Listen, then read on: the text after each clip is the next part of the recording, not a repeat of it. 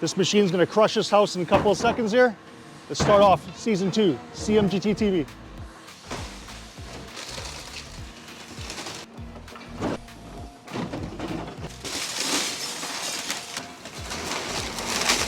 Just like that, the house is gone. It's been demolished, removed, and now we're starting the excavation portion of the work. What does it take to do a proper excavation? Let's have a look.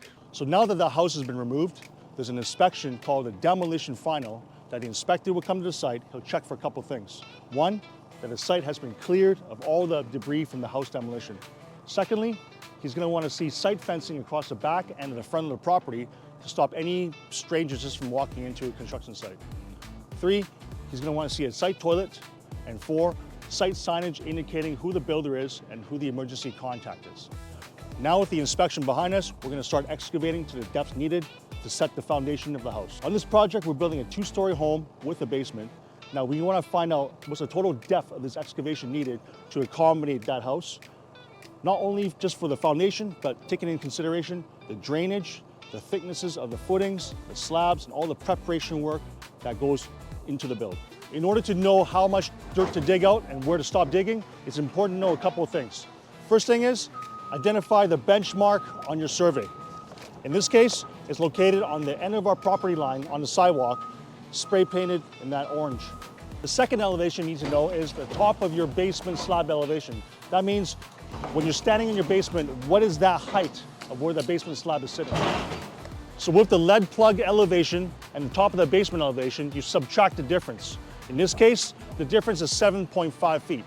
So technically, if I look at the sidewalk and look at the top of an imaginary basement slab, the difference between those two is exactly 7.5 feet.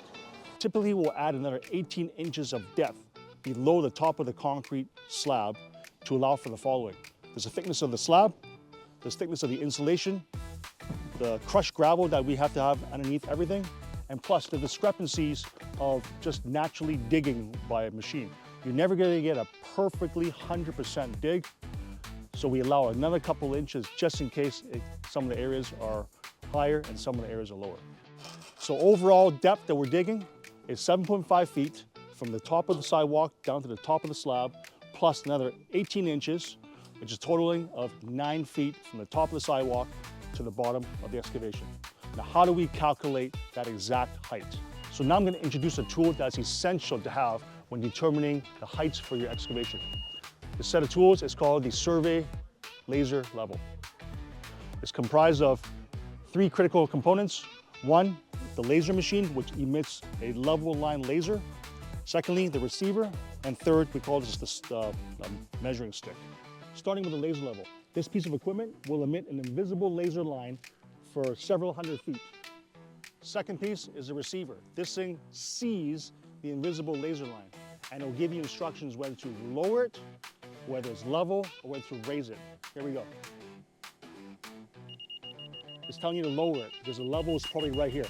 Once you get to right here, solid tone means level. This means raise. So with this audible sound and instructions, you can attach this receiver onto the stick at 9 feet, where we determine is the total excavation height. You can transfer this stick to what's existing right now. For example, we have the stick onto the bottom of the excavation, lower it, that's level, okay? However, we're not quite where we're supposed to be.